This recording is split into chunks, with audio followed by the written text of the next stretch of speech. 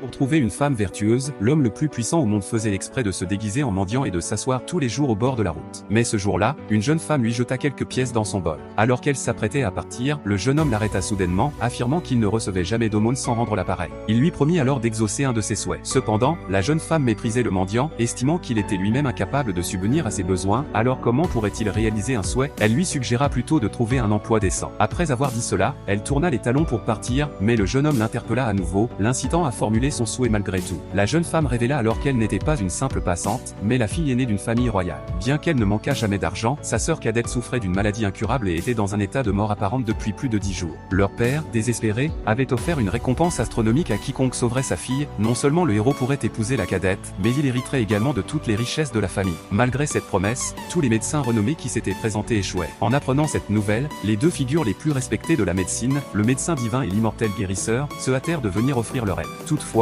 dès que le médecin divin examina la patiente, il comprit immédiatement la complexité de la situation. À ce moment-là, l'immortel guérisseur, poussé par son désir de gagner la main de la jeune dame, décida de tout mettre en œuvre pour la guérir. Mais après des heures de tentatives, il dut admettre son échec, en voyant que même les plus grands médecins échouaient. Le père de la jeune femme, plein de désespoir, commença à perdre espoir quant à la guérison de sa fille. C'est alors que le médecin déclara qu'il existait peut-être une seule personne capable de la sauver, un médecin légendaire. Cependant, ce dernier était aussi insaisissable qu'un dragon, et très peu de gens savaient à quoi il ressemblait ou le trouver. À ce moment-là, personne ne se doutait que le jeune mendiant errant dans les rues était justement ce médecin légendaire. Peu de temps auparavant, ce jeune homme avait utilisé ses compétences pour prédire que la sœur aînée de la malade était sur le point de mourir. Il décida alors de l'accompagner pour tenter de la sauver. Lorsque le père apprit cela, il se mit dans une grande colère, accusant sa plus jeune fille d'être irresponsable et ordonna qu'elle soit chassée de la maison. Le jeune homme, qui n'aidait qu'à la demande d'autrui, se sentit insulté par cette attitude méprisante et décida de ne plus s'impliquer. Cependant, la jeune fille le supplia de rester, arguant que sa sœur était déjà au seuil de la mort et qu'il valait mieux tenter le tout pour le tout. Touché par ces paroles, le jeune homme accepta à contre-ségur de l'aider une fois. Pendant ce temps, les autres médecins présents, le méprisant ouvertement, se moquaient de lui, le qualifiant de simple mendiant sans compétences médicales. Ils allèrent jusqu'à l'accuser de ne pas être digne de soigner qui que ce soit. En attendant ces mots, le père se précipita pour tirer le jeune homme, l'empêchant de s'approcher à sa fille. C'est alors que le jeune homme, en colère, déclara ouvertement qu'il pouvait sauver la fille et la réveiller. Puis,